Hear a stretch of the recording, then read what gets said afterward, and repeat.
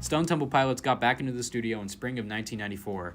Less than a month later, the album had been recorded and mixed in its entirety. Drummer Eric Kretz said the album's development was quote-unquote streamlined compared to Core. Quote, "The reason was we were coming off a year and a half of touring for Core, so we took only a month off and then hopped in a Los Angeles studio, got in a room, and began working on songs and arrangements. Then we flew to Atlanta to cut the album with Brendan O'Brien almost immediately afterwards." I struggle to find anything about where the name Purple actually came from. I wish I had a better answer than IDK, lol, but truly I don't.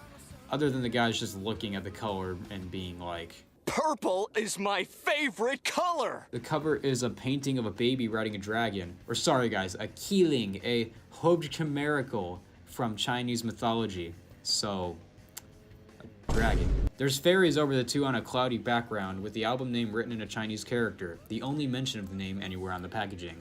The 3 singles released for the album were Big Empty on May 22nd, 1994, Vaseline on June 1st, and Interstate Love Song on September 9th. Purple was released on June 7th, 1994. Critics thought it was a step up from Core, and the album saw big sales, debuting at number 1 on the Billboard 200. To this day, the album has sold over 6 million copies, making it certified 6 times platinum.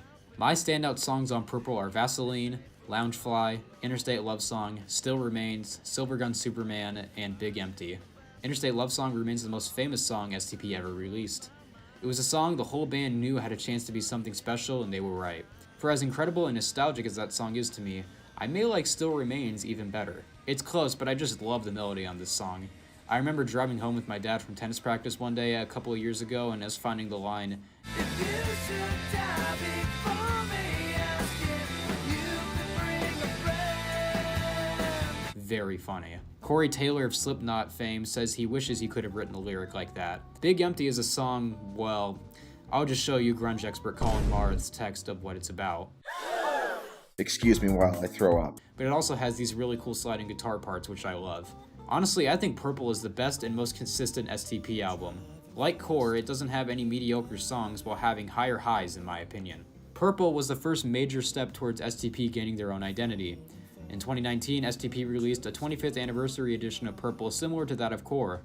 It includes a live concert from the Purple Tour, a studio recording of Interstate Love Song in acoustic form, Dancing Days, which is a cover of the Led Zeppelin song, which they had recorded as part of a Led Zeppelin tribute album back in 1995, and a ton of demos, including one for a previously unreleased cover of the song She Knows Me Too Well by the Beach Boys. I could probably talk about this album for another 20 minutes if I wanted to, but considering we're low on time as is, I think it's best to move on and talk about something a bit more serious.